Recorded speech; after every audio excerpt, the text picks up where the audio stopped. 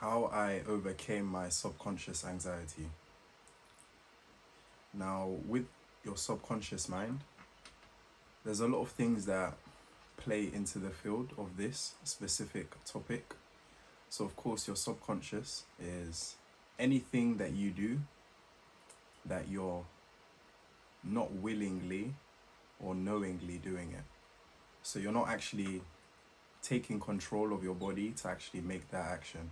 So, when you're sleeping and you are breathing, you are subconsciously breathing. When you are sleeping and you're dreaming, you are subconsciously dreaming. Anything you do that you didn't actually take active action on that specific thing, you are using your subconscious. And if you was to flip it around, anything you do knowingly or willingly, actively using action, you are doing something consciously. So essentially, how did I manage to overcome my subconscious anxiety? Very simple. And I wouldn't say like I've overcame it and I am completely anxiety free.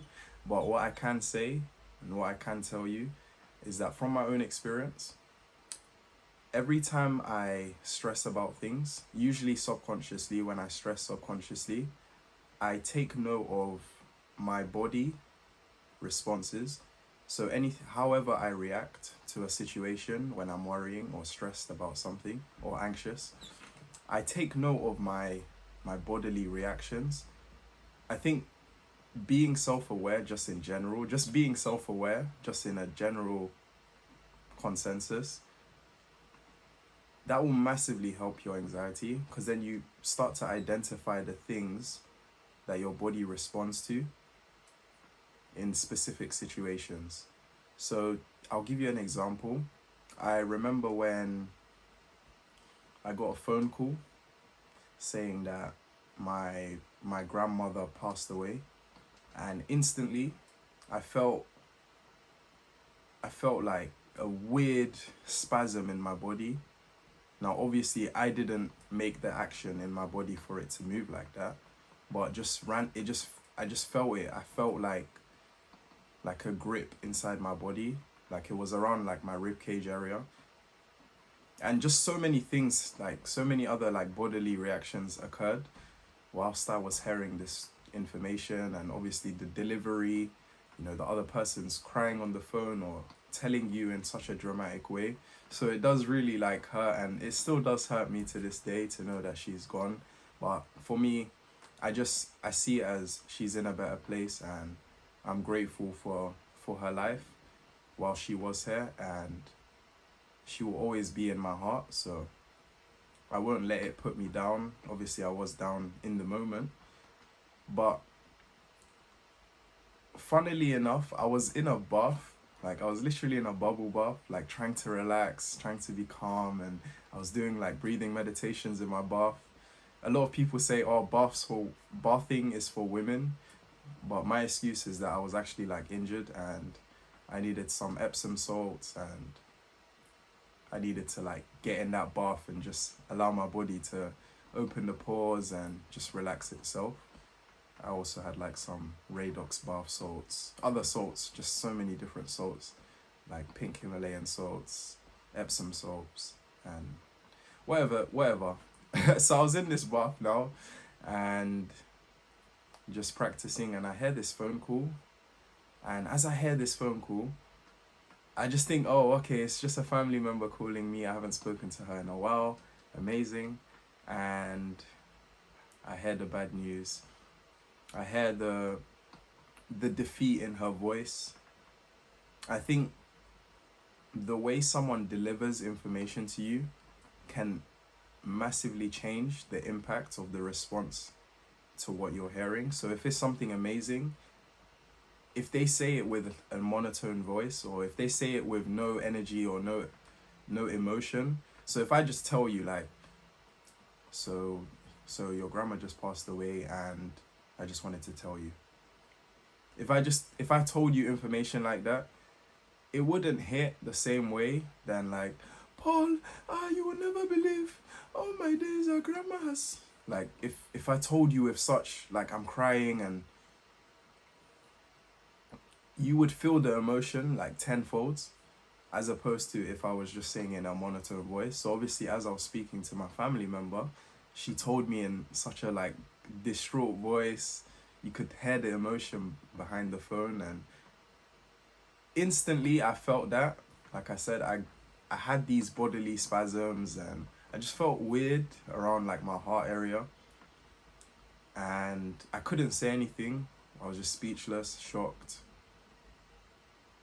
It was it wasn't easy, especially when you're in a situation where you're trying to be calm and relaxed, and then you get this information that just increases your heart rate, ruins your mood. And it was sad to hear that event, but it identifying these emotions that you feel when you hear certain things or when you get certain thoughts in your mind is will massively help, or did massively help me, because whilst I was going through these emotions, I was able to identify, obviously the root cause was hearing this information and the delivery, and how could I fix these emotions?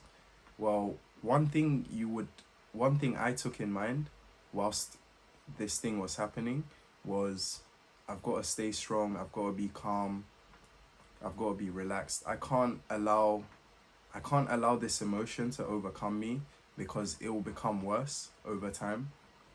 Because I see a lot of things long term. So I think to myself, if I worry or cry, or like obviously cry, if I cry naturally, which I did, like I had a tear, that's okay, that's fine. You're allowing your emotions to happen naturally. But you know, some people, they cry and then they start wailing like, "Ah," like come on, brother. you're, you're like, I'm a big man and I've got to stay strong for my family. So if I'm the weak one in my family, if I'm the one crying and being weak and being down, not trying to talk to anyone, that will impact my family members more, because they will see me weak and vulnerable. And obviously, you are who your environment is. And knowing that women are more emotional than men, if I, the man, is emotional and a woman sees me, or like family members that are female see me emotional, they're going to break down even more. Kind of like what I said with delivery and body language, the way you say things.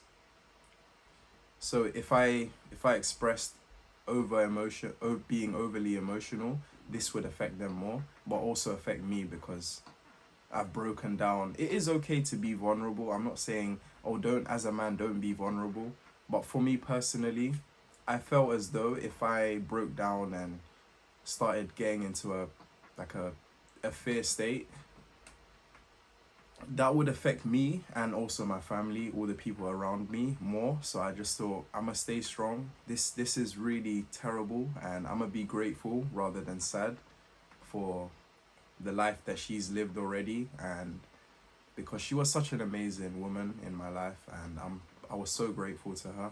And it is sad that obviously that happened. Obviously everyone has an end time. I can't expect anyone to live forever, so it was going to happen. I will pass away at some point, you will as well. But knowing this and not being afraid of the death, because a wise man is always prepared and acknowledges that death will happen. So knowing this and accepting it rather than just letting it defeat you is a massive step forward to become anxiety free. For me personally, staying strong that day and remaining strong and being more encouraging and grateful, that helped me so much.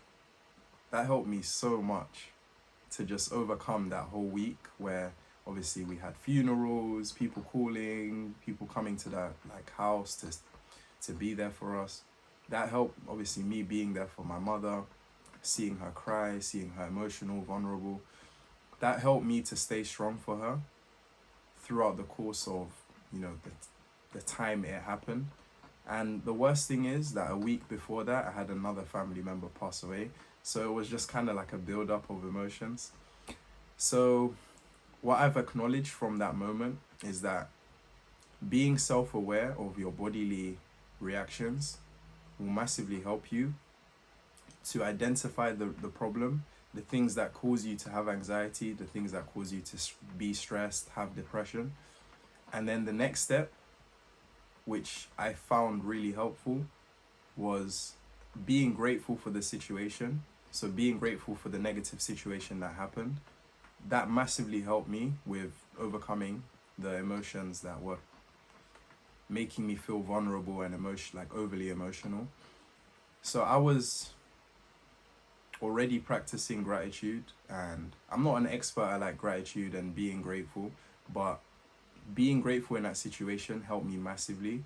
So firstly, I mentioned being self-aware of your bodily reactions. Secondly, being grateful for the situation that arose or the thought that is in your mind. So I am grateful for this negative thought. You can say it out loud, you can think it, but just being grateful and actually being genuinely grateful. Don't just be grateful, but you're not actually genuinely grateful. Don't just say, oh yeah, I'm grateful for, I'm grateful. Like actually be grateful, guys. Have some gratitude in life and appreciate the small things and the big things in your life. And that will allow you to be less anxious, because you will just be grateful for more things. It's like most people get anxious for finances, but they're not grateful for having good health, having a shelter over their head, having food every single day. So it's just like, what are you prioritizing your gratitude for? What are you prioritizing your worries and your concerns for? Yeah, you can be worried or concerned about something, but are you being overly emotional? Are you allowing it to encapsulate you? I'll use a smaller word. Are you allowing it to overcome you? Or are you the one that's being the stronger vessel and not allowing these emotions or this worry or this concern, this stress, this anxiety to overcome you? Essentially, that helped me to improve my subconscious with anxiety, because the more conscious decisions you make that are positive, the more likely you are to have more positive subconscious positive, that's such a mouthful. The more positive conscious decisions you make, the more likely you will have positive subconscious thoughts or actions. So just keep that in mind. The more conscious positive decisions you make, so the more active, knowingly, willingly decisions or actions you make. So when you do something, like I'm moving my hand right now, I know I'm doing this and I'm actually doing it, and I'm aware that I'm doing it. The more positive, like aware actions that you take, the more likely you are to have better subconscious actions. So when I tell you to take deep breaths, you're taking more control of when you actually subconsciously breathe. Because your mind is like it's like a storage file. It's like a phone, essentially. Your brain is like a phone, and it saves things that all the inputs you've made, every action you take, it saves it. And the more you do it, you're leveling up that action. And the higher the level, the more likely you are to do it subconsciously. So for all the gamers out there, hopefully you can understand it from that context. Your subconscious mind, sorry guys, I got like something in my throat.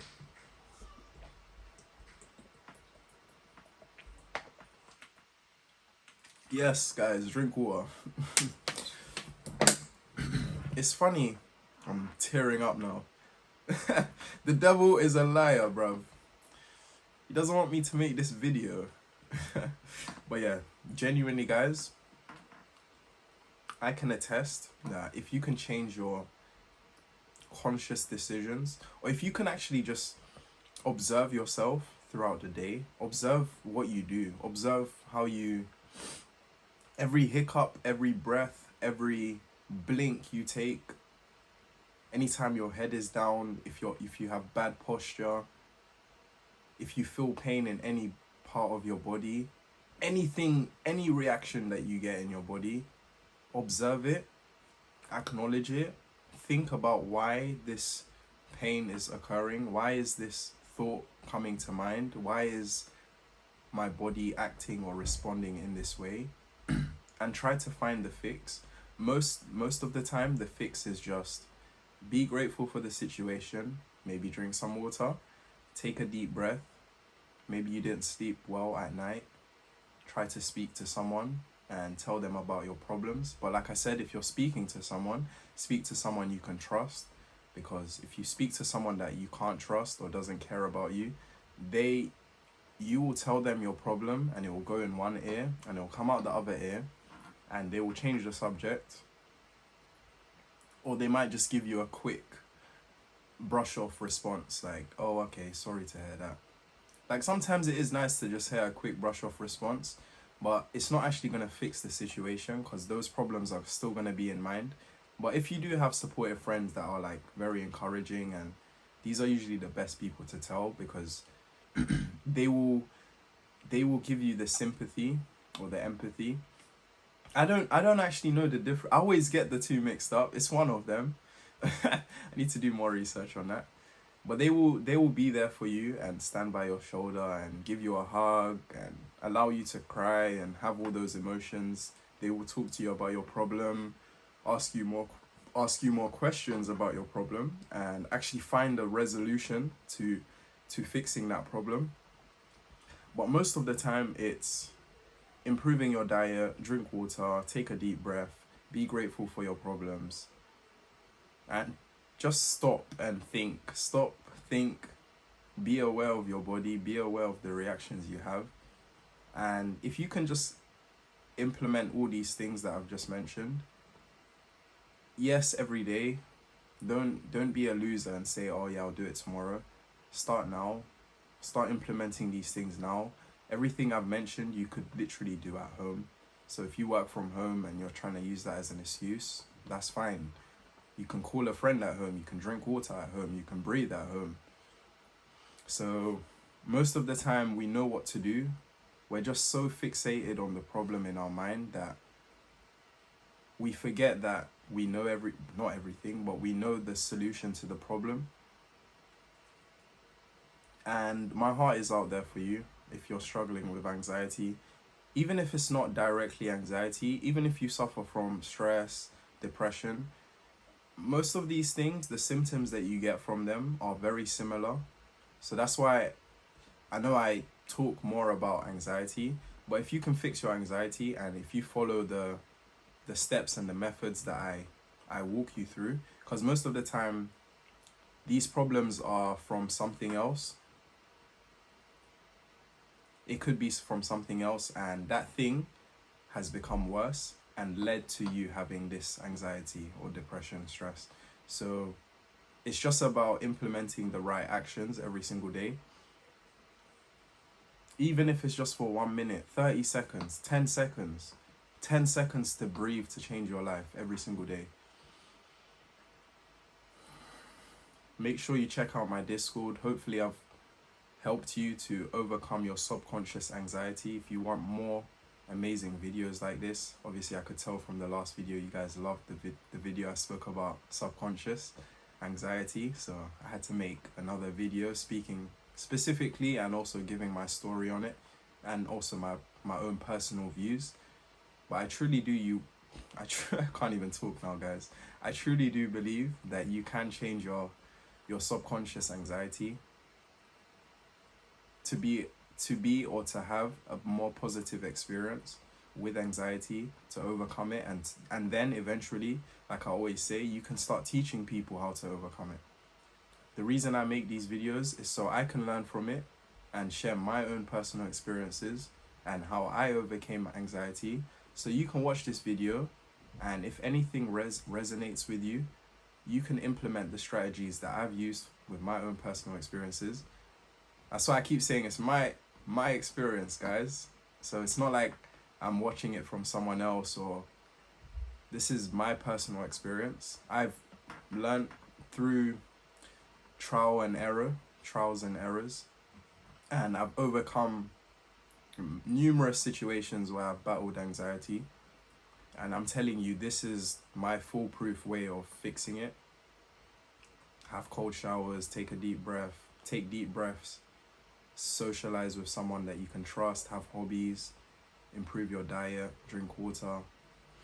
All these things that you can implement to improve your anxiety. I can walk you through it if you join my Discord, and if you want mentorship or if you want a course directly helping you so you can read it. Whatever you need, I'm here to develop that for you. But you've got to stand up. You can't go to a therapist and not want to open up to that therapist and expect them to help you. So you've got to open up, you've got to take the action. And I'll see you on the other side. It's been your boy Paul Khadar. Check that Discord link out. Join my community, guys. Join it now. Yeah, now. Alright, peace.